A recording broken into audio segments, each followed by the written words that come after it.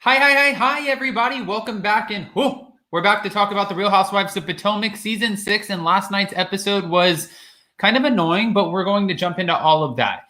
Before we do, if you guys haven't already, as you come into the room, go ahead, smash that like button, subscribe to my channel, and hit that notification bell for future videos to come because we're constantly rolling out new content and we have a lot of exciting things to come up. And also someone who I love joining us today, and we have to tell you about our Kathy Hilton story. But before we do, let's roll that intro. It's time for all your binge-worthy pop culture news. Welcome to Up and Adam. All right, guys, look who we have here with us today. Good morning, Miriam. Good afternoon. Bottoms up. I love that. All right, so Miriam, we have to tell everybody our story. So over the weekend, Miriam and I was telling her, I'm trying so hard right now to get Kathy Hilton to join me for an interview. I've reached out to her. She said, yes, I would love to do an interview, but she kind of gave me her Kathy Hilton way. And she was like, just call Emmy and set it up. And I'm like, who the hell is Emmy? She's like, call Emmy and set it up. Yes, would love to. We'll make it work. So then I reached out and I'm like going through her Instagram feed. I'm trying to find an Emmy, an Emma, anything with an EM. And I can't find anyone. So then I reached back out to her and I was like, oh, sorry, Kathy. I tried to get a hold of Emmy, but I didn't get a response. Can you share her email with me? And silence. I'm like, ugh. Okay. But we were reposting. Go ahead. We are looking for Hunky Dory and Amy at the same time. Yes. Oh. Yeah. Well, just Emmy. back on the story. My intuition never fails me. When I saw your new intro, that's all pink and this and that, like a week ago, I was like, this is so hunky adorable. Like you're a hunk and it's adorable. And I think you debuted your new intro on the day you were talking about Beverly Hills, or you had tons of videos about them. Yeah. This is why it was in my head. So I sent him a message. This is so hunky adorable. And then yes, then you get it. Like, I would love to interview Kathy Hilton. We start tagging her. She watches our stories. Oh my God. She's very active on social media. She's very active on Instagram. This is where we need to get in touch with her. All right, guys. So if anybody has a connect with Kathy Hilton, I will fly to Los Angeles tonight to go get that in there. I'd be like, sorry, Jason, I'm booking a flight. See you in a little bit. Take care of the dogs. Bye. I love you. I would just be on the first flight out there, but I have to make this work first. But until then, I guess, shall we jump right into Potomac? Please do. All right, guys, again, if you haven't already, go ahead, smash that like button. Last night's episode was interesting. They obviously all, we see them on the girls' trip, the cast trip, and it's already split because some of them are in the main quarters, which looks absolutely beautiful, while others got stuck in the cottage. That would be Askella, Karen Huger, and Dr. Wendy OSEFO. Now, I put the thumbnail as if reaching was a sport because I feel like in this episode, Gizelle Bryant and Robyn are doing exactly that. They're reaching for something to talk about when it comes to Dr. Wendy OSEFO, and none of us understand why. This is why when I had DJ Richie Sky on and he was explaining, that there was unseen footage of Dr. Wendy OSEFO and Gizelle going at it at Candace's pajama party, that footage would have been important for us to see because we're not understanding where this little rift is coming from. And it really shows that the editors and producers put this in favor of Gizelle. And honestly, I don't blame them in some sense because I can see Gizelle is the bone carrier, right? Gizelle is the one, if they tell her this is a storyline coming up, this is what we have to talk about or look forward to. Gizelle, we need you to bring it up. We know Giselle's going to bring it up. Yeah, but at this point, I feel like I don't want to say karma to Wendy because now I like what she's doing, but I will. I feel like yesterday on Watch What Happens Live, she said something that I didn't know. She said that she wasn't privy to the rumors that Gizelle was bringing up about Monique. For me, that was a light bulb. But as a married woman, I would rather have more compassion and the same color, basically. I think like they needed to be there for each other. I feel like she regrets that aspect. Because about Monique? Yes, she went completely like on judging Monique. She didn't say that, but I could read between the lines because now she's the target about her marriage. Right. She said that by the time that all that happened, she was new. She didn't know about the rumors. Nobody told her about the rumors that Gizelle was bringing up on her confessionals and what was happening in the street. She didn't know. That's what she says. If I believe her, that would be a redeeming quality for her, because I felt like she doesn't know Monique. She didn't try to know Monique, and she went only on judging Monique. I feel like if you have half camp against Monique and half with, I would rather want to make up my mind, since I have 4 degrees. I want to get to know Monique, and then I will see what happened. She doesn't need to condone violence to do that. I think that's exactly what Karen Huger did. And now, in retrospect, she sees she should have done the same thing, because they have no loyalty, the bandits. No loyalty whatsoever. You know, I have to say this too, and I have another caller in the room who I'm about to bring up, Naomi. Hi, Naomi. I see her smiling. I want to play devil's advocate here, because if I join a show and I see somebody, and I love Monique, again, like I just saw her in Palm Beach, right? I got to know her and her husband a lot better, and I think that they're amazing people. However, if I were just coming onto a cast and just getting to know you, and I see you drag somebody across the table, I would kind of be like, oh, maybe I should distance myself from this person, or maybe I should get the full spectrum of the story. I don't know. But we have seen Andy Cohen say, you know, he wishes Monique would come back. And I think that I wish that too, because I feel like there's a lot of unresolved issues. And we know for a fact, if Monique were to come back, that Candace her head would be spinning around in a circle like The Exorcist. But hold on, let's bring up Naomi and see what her opinion is. Hi, Naomi. Hey. Hi, can you guys hear me? Yeah, we can hear you. Hi, can you hear me? Yes. Okay, good. I have my earbuds in. Honestly, I feel like Gizelle and like Robyn, it's probably the editing, but they're definitely like super like misunderstood. And like with Karen, I feel like she's just trying way too hard. Like the first episode of this season, she looked like a geriatric porn star, like literally.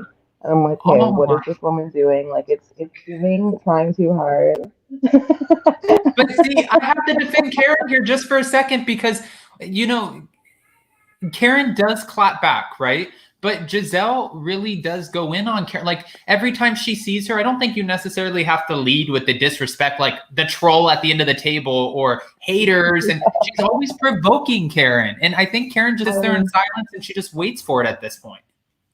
I feel like it's weird because I feel the exact opposite. Like, I feel like Karen's always like baiting Gizelle.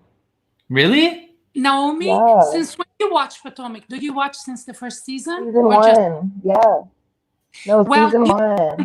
How Gizelle was coming after, like not only taking the center seat of her birthday celebration, wearing that. I remember that, but that's what I feel like Karen's holding on to. Like she's definitely holding on to little things from the past. No, it's not that we're holding on. You're saying that she's coming too hard for Gizelle, but Gizelle has been coming off for her. And I feel for a long time. That's like Gizelle's natural nature. I feel like Karen's forcing it. And I don't think that Gizelle like tries to comfort people. I think that she just like asks these questions because it's like what everybody else is like thinking. You know what I mean? Like it's like things that we're thinking that like we probably wouldn't ask, but Gizelle like asks. But like that's just her. And like I feel like Karen. I have to bring up this photo then, because do you think that this was absolutely called for? What? This situation where they're telling her that before, you know, Dr. Wendy OSEFO had substance and she wasn't revealing her body as much. But yes. Honestly, yes. Really? Wendy does look kind of ridiculous. Yeah, she looks like she's definitely like being naked all the time. Like it's kind of weird as like even a viewer. This is why I think like Gizelle asks the questions that like other people are wondering. Like to see somebody and you meet them and they're like, yeah, like 4 degrees, like I'm all like, you know, super professional.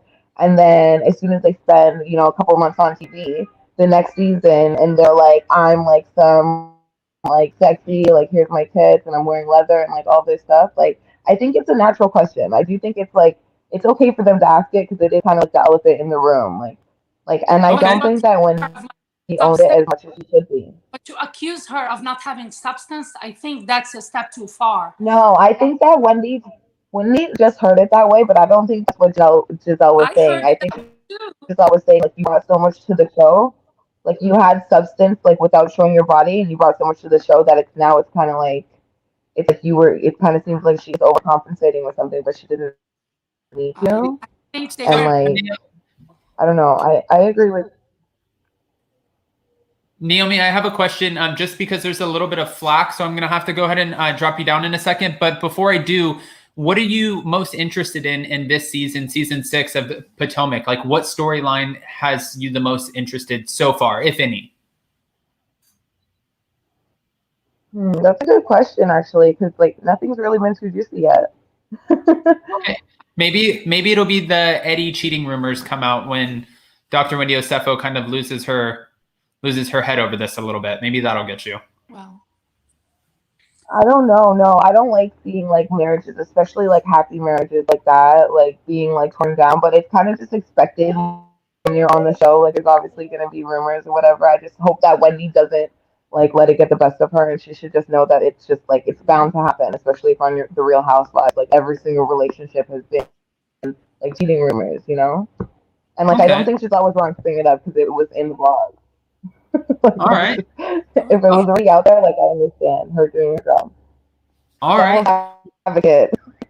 Well, Naomi, there's still a little bit of flack, so I just wanted to say I appreciate you calling in. I'm going to go ahead and start bringing up other callers as we move through the recap. But thank you so much for calling, and I hope we get to hear from you again soon. You should join us on New York and Beverly Hills days too. Thanks for having me, guys. All right, bye, Naomi. I will be here. All right. Bye. bye. Adam, just to piggyback on what you said about Wendy, that was the first impression she had from Monique. We all know that these housewives, they study the housewives before joining the housewives. Right. So it's like me, doing your homework before you take a test. Exactly. If she did her homework, the most aggressive and violent one of the cast was hands down Candace towards Ashley. So if she had that as her literature, like she should have been, whoa, this is where she would have said, okay, so both of them are equally at fault, at least. Okay. All right. No, and you know, I thought it was interesting because, and again, this is what I love to do when we go ahead and bring on other callers. We have another one, Sarah, too, who's driving, so we got to be really careful with her. We're going to bring her up in a second. Guys, if you haven't already, go ahead, smash the like button, show some love. But also, my thing here was Naomi just said that she doesn't like seeing, you know, marriages torn apart on the Real Housewives of Potomac, but they should know that this is a part of it. But also Naomi was saying that she really defends Gizelle and thinks that she's not coming from a bad place. She doesn't really know what she's doing. I have to disagree with that because I find Gizelle I find her to be very calculated. And also by bringing up this rumor, you know that you're going in on a marriage, and that's not the only marriage Gizelle has gone in on. She's gone on in on the Darbys, right? The Darbys, the Hugers. Let's count. Karen and Black Bill Gates. Okay. Ashley and Michael Darby, Monique and Chris. Add to the list Robyn and Juan. And now Dr. Wendy OSEFO. And Wendy OSEFO. It's how many? 6 or 5? I lost count. Oh, okay. And before we bring up Sarah, I do want to bring up a couple comments here. One is Gizelle irks my soul. She's always in other folks' business, but never wants to speak about her fake relationship with the nasty preacher. Karen called her out, and I love it. Another one said, in my opinion, when Gizelle said that Wendy lacked substance, that was a straight dig at Dr. Wendy because Gizelle and Robyn have self-esteem issues. Another person said, I wonder how Robyn or Gizelle would act on the show without each other. I agree to that one. And then real quick before Sarah, Sonia M said, it's not the clothing and cosmetic work. It's the extra behavior that's sending an impression of insecurity. Wendy's a boss with or without that. I agree with this caller, with this super chat. Because, not because she has M in her name, just kidding, but because I feel like this transformation that Wendy OSEFO, Dr. Wendy, went over. I think it's because of the way she looked back at how she looked in her first season. Everybody was talking about the way she looks, her wigs. So I feel like she just went too much. So her insecurity really is not about what she knows, but about her appearance. So now she's a bombshell. She's feeling herself. For me, it was like way too drastic of a transformation. I've been saying that. But in hindsight, I feel like I would feel insecure too if everybody, all they're talking about is the way I look and the way I'm being dressed at the show. Just to be fair, and I've said this multiple times, one, damned if you do and damned if you don't, okay? I do want to say that. But also for, Dr. Wendy OSEFO, you have to think about it from her lenses. She might have thought in her mind, she has now come onto this show. She has this major platform. She has a lot of eyes on her, and she might want to glam up a little bit. But I don't want to just put my opinion out there. I do see a few callers in the room. I'm going to start going little by little. Hi, Sarah. Hi. How are you? Guys. Hi. I'm great. Are you stopped? I am stopped. I pulled over so I could talk to you. All right, so then we'll make it fast with you. Do you feel like Gizelle and Robyn that they're reaching here, or do you not blame them at all? You just think that they don't really know what they're doing? I think that they have a point, that Wendy has definitely changed her look. I don't think that she's lacking substance. I think that they're going off of her looks more. But I think that it would have been more appropriate when she walked into the room and they had just been talking about her to ask her some questions and get it one-on-one instead of just mirroring her in front of the whole group. Which is embarrassing. Yeah, I feel like if she had something that she was upset about or that was private, that maybe she would have felt more comfortable sharing it with one or two people, getting their perspective and just opening up a little bit that way. And yeah. Oh, well, I want to piggyback because you just brought up a point that I completely forgot about. Askella asked Gizelle in this setting, I want to know about you and your relationship and what went on. And Giselle's like, I'm not talking about that in a group setting. If you want to talk one-on-one, we can, but I'm not talking about that with the troll at the table. However, the hypocrisy here is Gizelle has no problem bringing up everybody else's mess at the table when it's in a huge group setting. Exactly. Yeah, and maybe there's some people that don't want to share in front of another person at that table, but they're on camera, they know their job, and they're going to go ahead and also stand up for themselves versus saying like, nope, I feel like she's the Meredith of Salt Lake City, I'm disengaging. Your point completely disproves what just now Naomi said. I hope Naomi's still listening. This is proof that it was intentional, because if they really cared about Wendy, although it's on camera, but at least it would be, they were talking about it and they would have came off as like, since we're talking, let's tell you right away. But no, they chose to wait till they had the audience and just. They could have had a better moment, honestly, a better moment with her if it was one-on-one. A more authentic moment. Yes, thank you, a more authentic moment. And instead, I feel like it went messy. And I feel like Robyn was trying a little bit to just, I feel like, yes, she was backing up Gizelle, but I also felt like she was trying to say some encouraging words of, hey, you were beautiful before, that type of thing. Yeah. But I wish Robyn would veer off on her own a little bit. Right. To maybe even have some moments where they show away from, where it's just the two of them on camera to say, hey, that's not cool. Next time, let's talk to her one-on-one. But I feel like she's kind of just going along with what she says. And I also was really, really upset with the way that they were handling Robyn's situation, because I have suffered from depression. And as soon as I saw her saying, like, I just have trouble getting out of bed and I don't want to do anything, I immediately thought, like, she's depressed. And I felt like Juan was kind of, harsh about it. And then seeing Gizelle be like, that's not okay. You need to, step up for your man. I'm like, whoa, like step up for your friend and see what's wrong. Right. Yes. Right. I No, That's that type of nerve. controversial here. yeah. Like there is truth that there is depression out there, that people have hard time getting off of bed. But in my opinion, what Robyn is doing now is just for a storyline, because she doesn't have a wedding going on. So she picked this. Juan is doing the minimum to keep the show flowing. And the bringing up of her situation was an agreement, so that maybe Gizelle would say, so that they can't say I'm talking only about them, not talking about you. I'm going to talk about you.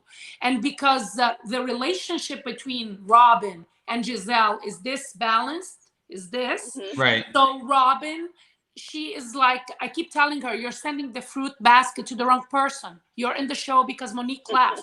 Monique is the one that needs the fruit basket. So this she goes, okay, I will do whatever so that I can stay on the show, because she needs that little check. Okay. I'm about to bring up Philly Diva. Guys, if you haven't already, go ahead, smash that like button. Before I do, I'm going to bring up a few. Naomi, who we just spoke with. No, honestly, I feel like Gizelle is a strong, independent female. That's a hard pill for other people to swallow. Paula said, are we making excuses for Wendy's weird behavior? The substance comment comes from, now all she talks about is her boobs. All the girls see are her actions, and they've said something, Ashley. Dear Dana said, I would like to see one show where the women go through situations in the world where they don't have each other's backs. Where is that? And last one, Wendy brought something different to the cast, and now she is trying to fit in, even with how she is going after the new housewife. It doesn't feel natural. She's trying to be someone she's not. You know, Adam, I'm not making excuses to her behavior. It's silly. I've always said it's silly. She went from scholar to silly. But I have a friend. She had her book done, and all she could talk about was that. And she's a very successful executive. She speaks languages. She has degrees. And all she was talking about was that. So, you know what? Until we walk in their shoes, we can't really say, because I would be obsessed with something that I've done only to see, was it really done well? Is it healing? That would be the center of my attention, especially when I'm in the public eye. I just wish Wendy eased her way into this new outer Wendy without putting it in our face, just like she did. She shoved her degrees on us. I feel like there's a way that she could have been more organic. And going through this transformation, everybody would have noticed. And I feel like there's jealousy there, because can we talk about what Gizelle was wearing? A crab sweatshirt? What is that? Okay. Before we jump into that, let me bring up Philly Diva, because I want to see what her opinions are on all of this. We have a few other people in the room, so we'll rotate through and we'll keep getting through the recap. Again, guys, don't forget to smash that like button. Show some love. Hi, Philly Diva. There's a lot of things going on. So, firstly, in regards to Wendy's body, and can you guys hear me? Yes. Okay. In regards to Wendy's body, and her flaunting her sexuality. What Wendy, I think, is going through is healing from her postpartum. They met her right after a baby, having a baby in NICU. Now, my daughter wasn't in NICU, but going from a very voluptuous, kind of okay with my sexuality in very much a certain way before I had my daughter, I had to relearn how to be myself. And I think all of those women are forgetting that because their children are so old. I don't mean that shady. I mean, it's been years since they've had children. Yes. And they have forgotten postpartum. Yes. They have forgotten that transition from being, you know, a mother. I'm not air quoting mother, but I'm just saying that pregnant phase of being a mother to actually taking care of her children and looking at the ages of her children. I don't know when Wendy wasn't pregnant. Right. So they are getting to know another layer of Wendy. Like she said, I'm multi-layered. I'm multifaceted. When can us women not be multifaceted? Can I like trap music and gospel music at the same time? Yes. Can I cuss as soon as I get out of church? Unfortunately, my mom hates that, but I do. I agree. And you know, I have to agree with what you're saying too, because I honestly think it's kind of annoying, and this isn't against anybody's opinions, but I feel like maybe not annoying is the right word, but frustrating that a lot of people are slamming her for boasting her new body. But at the end of the day, like, you don't know They wish how they many had years, that body. yeah, well, how many years did she breastfeed for? Did she carry babies, or did she not feel like she was the most comfortable in her body? If she wants to tweak a thing or two, everyone else does it. So who cares? Not only Aiming. They are And not. not only does everyone else does it, she just got it done. Let her live in her funness. Like, I'm sure in a year it will not be boobs up to her chin and everything's super painted on tight. But right now, while it's fresh and new and they're filming, yes, I'm going to have on all the Versace that's skin tight. My boobs are going to look better than yours. My makeup is going to be better than yours. I saw what I looked like last year. Not that that was a downgrade, but I'm upgrading for the HD. Like, there's a lot going on in that Wendy bubble that they are just not getting. Like, Right. I don't know. I'm, again, not being shady. I don't know what job Gizelle has other than Real Housewives and Bravo's chat room. But I know Wendy teaches some classes. She still corresponds, and her children are smaller, which requires more attention. Her husband is in the house, which acquires more attention. Gizelle doesn't have any of that. You work on that house that looks like two different buildings. Like, you go over there and mind the business that pays you, which we're trying to still figure out. Like, I don't know what Giselle's problem is with the new girl. I don't want to blame it on the Greek life and, that kind of, stereotypical hazing that she tends to do with each new girl. But she is absolutely deflecting. Karen called it so beautifully. Like, just, you're deflecting, sweetheart. You don't want to talk about your husband, and you can say that I'm in here with your ex-husband. But at the end of is Jamal coming? Exactly. He's not. No. You can lie all these, we're in episode 5 or 6 now. I'm losing everybody. Okay. You mean you just stated that, Jamal isn't coming around and y'all have broken up. Sis, we knew that from the reunion. Exactly. And your dad was the one that said that Jamal had a baby by another woman. Don't get mad at Karen because she repeated what your father said on a hot mic. But she said it too in her book tour. She was the first one to drag him. And now she's annoyed that Karen is doing the same. You wrote a book, Gizelle, on Pastor Holy Whore. You did. You wrote the book. Everybody knows that, what Sing Sing really meant, unfortunately. And Karen, she did the ladylike thing and tried to walk it back. But those rumors have been in Maryland for a very, very long time. Because if your oldest daughter is 16. In Atlanta. That's the rumor and the word on the curb. Well, this has been your life for the last 20 years. And not to mention, too, I just want to say, you have to, like, I was always told growing up, you get from people what you give to people. And when you're looking across the table at Karen and you're like, I want Ray to live, I want Ray to pay his bills. Well, you're still talking about him. So now if she has something to say about you, it shouldn't be off limits because you think this is or whatever's going through your mind. It shouldn't make it off limits. One, you guys really shouldn't be going there anyways, because there's a lot that's wrong with all of them individually. Any of the housewives, you go through all the franchises, whether it's sometimes alcoholism or their own issues, like they all have their own things. That's why, like, even on New Jersey, I didn't like when Jackie Goldschneider used Gia as an analogy, because Teresa has a lot of stuff that you could talk about Teresa. And right here, it's like, you don't have to talk about her husband. You can go drag Karen. Drag Karen for them 5 years of bad wigs. Drag Karen for her fireball shots and loose lips. Drag Karen for her mismatch makeup. Like, I love Karen. She got the new makeup artist. I'm not hating. Don't come at me in the chat. I want Pastor Holy Whore to live to pay his bills too. I want Pastor Holy Whore to commit to you. All right. Show up for a family photo shoot. I want Pastor Holy Whore to acknowledge all of his children. Okay, so wait, I want to ask a couple of questions really quick here. I'm going to ask both of you as we go through. What are our thoughts on our new girl who really hasn't solidified her position on the show, but she's trying her damnedest. She's asking the questions and getting in there. Escala. I'm loving her. You're loving her, Miriam? I am. Yesterday.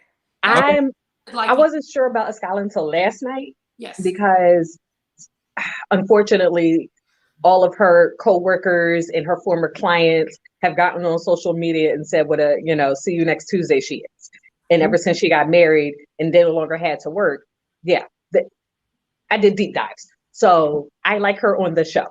Okay. Now, Yeah, me too. I would like her to continue how she is on the show now. And I'm just going to cross my fingers and hope that she delivers an objective, honest, lightly shady, because she's still new. You don't need to go heavy on the shade, sis. You're new, simmer down. But I kind of like I kind of like what she's bringing so far. Her fashions are good. Her makeup is stunning. Like, she's beautiful. Right. And I'm just hoping that she can make it as a friend of the show, not just as Robyn's friend, because I really don't want Robyn on the show anymore. I mean, honestly, you could demote Robyn to a friend and make Askella a housewife.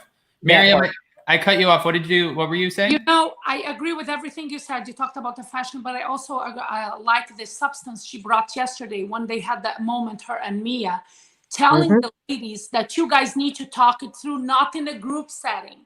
Exactly like, telling Gizelle, stop. Because why? She was very mature about it. Group and you don't want to address, you just want to be entitled. I wouldn't have a problem with Gizelle asking the questions that she has been asking, as long as she's willing to provide the answers to her own.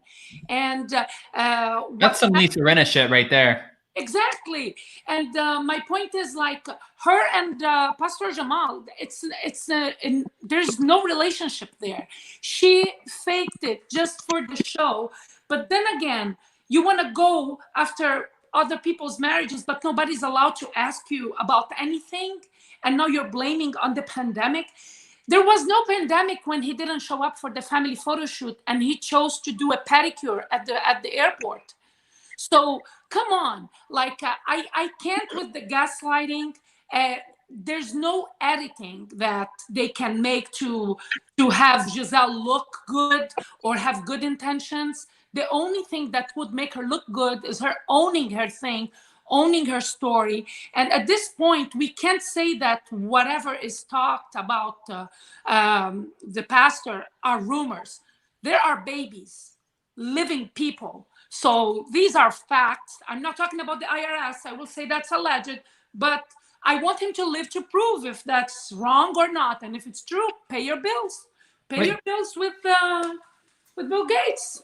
Okay, I'm gonna switch this conversation really quick over to another cast member because I do have questions for both of you. Guys, if you haven't already, we have over 300 in the room. Smash that like button. This is our next couple that we're going to be talking about. This couple obviously isn't very fond of me, as per Twitter, but that's okay.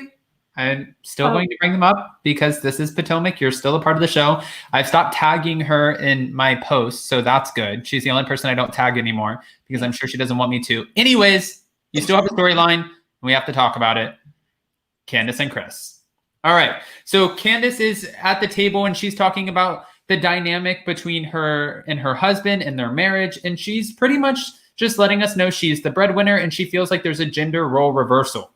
That kind of sets people back just saying that anyways, because there are a lot of married couples where the husband stays home and the wife I have some in my family where the wife goes and makes the money and the husband stays home and takes care of the kids. It just is what it is. But for this couple, the women are wondering, do you think Chris is trying to ride your coattails? Candace says, I don't believe so. I wouldn't have married someone if I would have thought that's how they would have been. But now I'm going to ask you guys. Miriam, I'll start with you, then I'll go to Philly Diva. Miriam, do you think Chris is trying to ride Candace's coattails? When wasn't the case that Miss Dorothy is the breadwinner of this family?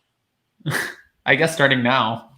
Never. No. She still is. She makes, Miss Dorothy is what makes Candace endearing. That's her only redeeming quality in my eyes. Is her mom, because her mom is unfiltered. She is like Mama Joyce. I love it. But you know what? She's the one who foots the bill at the end of the day, at least up to this point.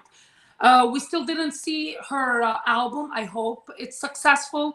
Maybe it will make her softer on Twitter and everywhere else. And you know what? I feel like they're milking this. They're creating this storyline. Oh, now Chris, he's not the breadwinner. When was he? Never, ever since you got married, your mom was paying for that wedding, and nothing has changed. So it's a gaslighting technique, and now she's portraying like, oh, she's like this bonus mom, a term that I hate. I don't like to use it, but yeah, she's a bonus mom. I said that. Okay. So Really quick, Philly Diva's like busting out laughing over here. I want to bring these up really quick. Elena, Chris is just a bum. Cece said, who is paying Chris's child support? Susie Gross said, the husbander. Just Simply said, I thought Chris comes from money. And then Jen said, I love Chris, but hate Candace. I do think Chris has money. Okay. And Chris doesn't have any money. His family has money. And who is taking online classes from a line cook? Okay, Quentin. That was shady, but we're here for it. I'm here for it. Oh my goodness. So as far as Chris and Candace, like, it's a hard dynamic because I won't say I've never been a fan of Candace, but recently I haven't been a fan of Candace, also because of her Twitter antics. But that whole conversation at dinner time, I immediately became a fan of Candace because of her maturity. Okay. Now, I am not sure if she brings that maturity dynamic to her husband, but there is no way that, God, I hate saying this. Gizelle was right. Listen. Gizelle was right. He is going to resent her if he is not making his own money. That is just, I don't want to say that's just a man thing, because I really believe that's a human thing. If you go to a school, college, university, whatever, you earn a trade, you earn a degree, you earn something that gives you a qualification to do a job, and you are no longer doing that job. You're doing something else for your partner and not getting paid, not getting thanks, you're not getting 10%. I feel that if her behavior doesn't become more grateful and more of a thank you and more of a here's my bonus, here, thank you for your sacrifice. You could be doing this, but you're helping me. They need But I to also think sometimes structure for this to go further. He needs to be paid for his job if he's Absolutely. her husbander. Okay, he's her manager who happens to be her husband. She needs to pay him. Let's just put it out there. Absolutely. But my point, like, this is so fabricated, and even her growth, although she gave us what anybody would say yesterday, but where is her growth when it comes to excluding Ashley twice? And we saw in the preview how she would be more grown with the new house. How she treats Ashley. So here's the thing. Ashley brought you to the show. There is something between you and her that you cannot get over, that Ashley's pageant experience is better than yours. And Ashley had babies. Act against her. And for you to show growth, you have to show growth towards Ashley. When you are being civil with Ashley, then I might buy it. I also want to comment. Ashley has the life that Candace wants. Ashley has babies and a husband that takes care of her.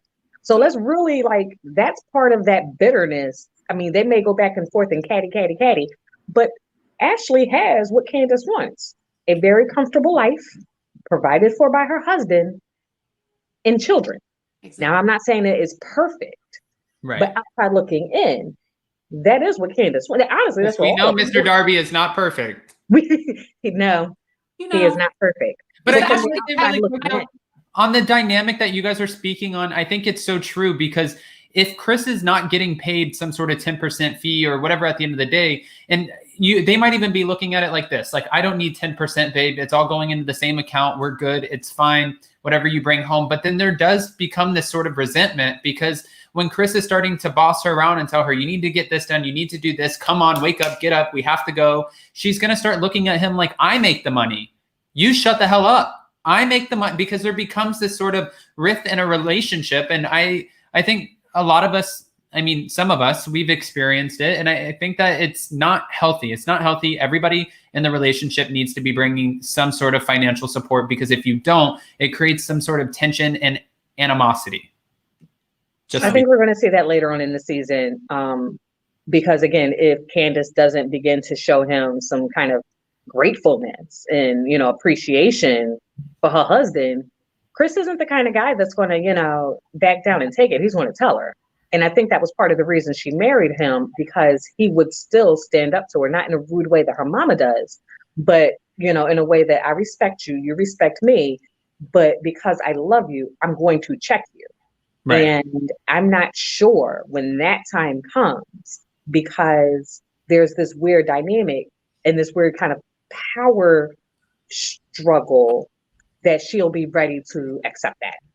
But she always was the alpha of the relationship. The only times that I saw that Chris showed the strength was when he was keeping her from attacking Ashley. Because other than that, he always caters to what she wants.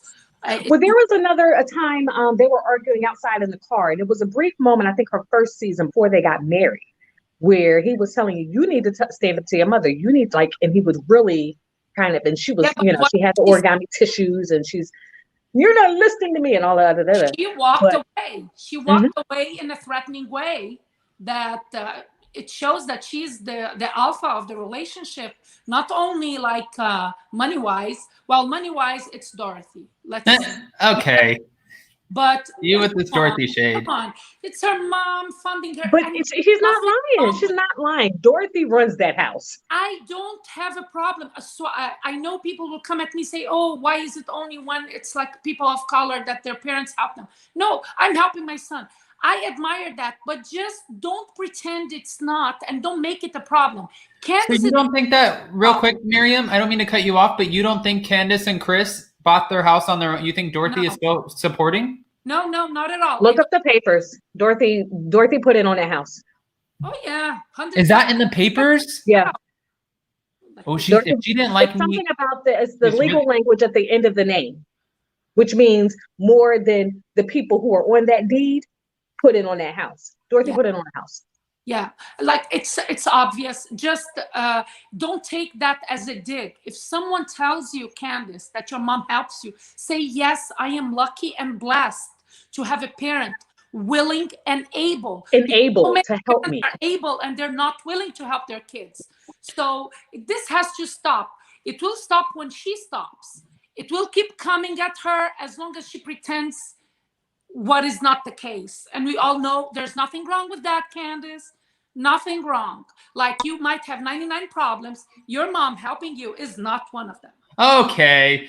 I like that. Well, I also have to bring up, because there's a different opinion here, and I always like to hear everyone's opinions, but what is wrong with me? I can't talk this morning. I didn't even have a mimosa. Sia B said, not true. Ashley caused issues with Monique and Candace. She was rude at Candace in her home, and she gave testimony against Candace for Monique. Candace does not want her life. Okay. I have a problem with that. You missed that, and it's okay. Yeah. You missed what I was saying, and I'm not saying she wants Ashley's, Darby's life. I'm saying that she wants the husband to take care of her. She wants children that are hers. She wants that sense of stability. That is what I'm saying when I say she wants Ashley's life. Thank you for elaborating on that. Yeah, not that she wants Ashley's, Darby's physical life to deal with Michael Darby. Who the fuck wants to deal? Sorry, who wants to deal with Michael Darby? I love a slip up. I'm like, but back to Candace, to Ashley giving the testimony for. She said she just gave a testimony of what happened in front of our eyes. Candace attacked her with a butter knife. So please don't deflect. She's trying to take a page of Gizelle's book. Don't deflect. You showed that behavior that Ashley described in the testimony, like, it happened in front of everybody. There were cameras there and we all saw. So my point is, why would she be loyal to you and not to Monique when now her and Monique are good? Right. And why this blind thing? This is the thing. Like, she's such a mean girl mentality. If you have to be with me. If you're not with me, you're against me, and you can't be friends with anybody that I'm having a rift. You know what? Too bad, Ashley, that you attacked her with a butter knife. That's what I'm gonna say. Just say you have a remorse in that. But then doesn't. Also, just to be fair, Monique on the other side can feel the same way about the rest of the women who turned their backs on her after, this rumor was spread about her kid. And yeah, there's just that they both can feel that way. It's just how you're handling it. And I even think with Candace, saying that right now she doesn't trust Karen, she's going to move forward. She's going to figure out what that relationship and their friendship means. I think that honestly, in my opinion, is silly, only because Karen was the only one who really made sense out of all of this. And she was like, I see both sides. I see where you were pushing her, and I see where it's wrong to put your hands on somebody. I see, and she was just kind of weighing it out and like, I'm your friend and I'm your friend. I'm not the one who spread a rumor, and I'm not the one who yanked you across the table. So right now I'm neutral. And let's not forget that Monique showed Karen the legal document where Candace, she admits doing something as well. So, but this is where her growth for me is bogus, because forget about Ashley, show growth towards Karen, a woman who at once you put in the same level as your mother. Like, show growth towards this woman. At some point, you both were really close. So right. In hindsight, this woman did what all the women should have done. They should have stayed out of it, not made teams, not icing people out, not refusing to film with someone, so that they would have had a better show. I feel like this is on their last leg. I'm looking forward for Mia. I love Mia. I love the additions. I don't like the recycled stories and the recycled deflection that Gizelle never fails to bring. Okay, I'm gonna ask you both a question as we start to wrap this up. Again, over 400 in the room, guys. Smash that like button, show some love, and thank you to everybody in the chat. The chat has been extremely active and pretty hilarious, actually. And I see Philly Diva over there laughing. I think you're laughing at the live chat. But I want to ask that because I'm talking from my phone. Oh, people are going in over here. But I guess my question is, we all know if we had to lose one person from the show, everyone would say Robyn, right? They'd be like, just cut Robyn because Robyn lives in Gizelle's shadow. However, if you had to lose one person from the cast of this season, and you can't say Esquela or Mia, we have yet to get to know them, so we need to give it a chance. And it's not Robyn. So we have Karen, Ashley Darby, Dr. Wendy OSEFO, and Candace. Who would you cut? Gizelle. She is the least who brings to the show from her personal life. Her storylines is attacking others. But she keeps it moving, though. You have to remember, she's a producer's dream. I think they are putting her eggs in the wrong basket. And Bravo, I know they're listening, because I was one of the first people to say that Bravo chat room is very unfair, because Portia and Gizelle, they get to comment on their shows. It should be other housewives commenting on their show, on someone else's show, which they're almost there, doing the rotation. It's going to be interesting to see when Karen is a guest. I can wait for that one. In the chat room. But my point is, what is really, other than stirring the pot, I am 100% sure that if Karen and Wendy and Ashley and Candace are there, listen, I love Candace there. I love Candace. We don't need Gizelle. Gizelle is living off someone else's light and story. She just brings it up and she wants to get out of it as if like with her hands clean. You're saying that she's kind of like a Lisa Rinna. No, she's very much like nothing. And Lisa Rinna, I hope, the same thing. She's showing herself to be hollow, just like her lips. You get a little needle, she's gonna deflate. She has no character. For her to sit there after she brought Garcelle that cake on, trying to make it like the olive branch, right? And now just to portray and make Garcelle the problem, deflecting from what is the issue. You always want people to be open and honest, and that's what you harassed and bullied Denise for, and now all of a sudden you're okay with the 180 of Erica, unless she's in cahoots with them. I feel like the storyline that Erica is bringing to the show, just because we're talking about Lisa Rinna, it's all an agreement between Kyle, Lisa, and Erica, because they're helping her so that she can say bad things about Tom and that Tom is not all there. But then the hot mic caught her saying that, oh, it's not like he doesn't care about me. He's begging me to come back to him. So I feel like Gizelle can get out. She can stay in the Bravo shade room. She can be there. Because then we would see her only from top up. And she's beautiful. She has a beautiful face. Okay. There was a lot of shade there, but all right, Philly Diva, if you had to lose one and it's not Robyn, who is it? Okay, I am also going to say we can lose Gizelle, and I understand how she is the producer's dream. However, so is Ashley Darby. What's that catchphrase? What's messier than two sons? Ashley. My baby, Ashley. And Ashley will keep the pot going, and she will do it so sweetly and with earnest and genuinely. So what's going on? And she did. And not so maliciously and attacking and aggressively and nasty as Gizelle. And that's the difference. Like, even when Lisa Rinna stirs the pot, she doesn't do it in a mean way. She gets the job. Same with, I'm going to take you back. Rossi from Orange County. Gretchen Rossi? Thank you, Gretchen. Yes. Gretchen would stir the pot in a very sweet way, but she would stir that pot and she would get all the dirt to come out, and the women would be going back and forth and kind of, sipping her tea. That's what I need my messy housewife to do. Didn't Ashley do that, bringing what Gizelle told her about Eddie to Wendy? We don't need Gizelle. Seriously, we really don't need her. She can stop embarrassing her daughter for not passing the driving exam, and she can stop pretending that she had a relationship with Jamal when there is none. She wrote a book about that. She wrote her own book. So Gizelle, everything you said about your life is coming back to haunt you.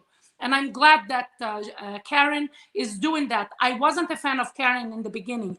I started being a fan of Karen when she took a neutral position in the Candace Monique situation. This is when I started liking Karen. And because that's what a good friend does. Okay. All right, guys. Well, with that, we have more people in the room, but guys, we do have to wrap this up, only because I have to go take Jason's brother to the airport and drop him off to the airport. Yeah, we're sending him back off to DC, and he has to be there at 2:00, and it's 1:10. So with that, Philly, thank you so much for joining us. I really appreciate you and all of your commentary. I thought that this was very entertaining. Thank you.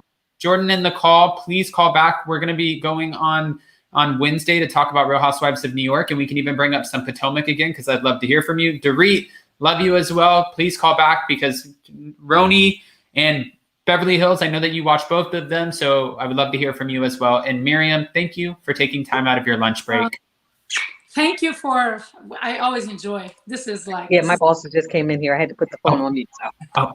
All right. All right. Bye, ladies. Thank you. I hope you have a great rest of your week.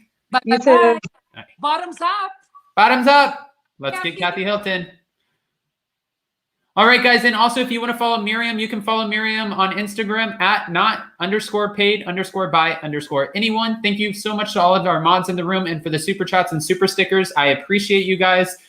Real Housewives of Potomac. We're going to be dropping some other videos today, and it's going to be interesting, but not as interesting as this week's episode of Beverly Hills. So see you soon. Bye, guys.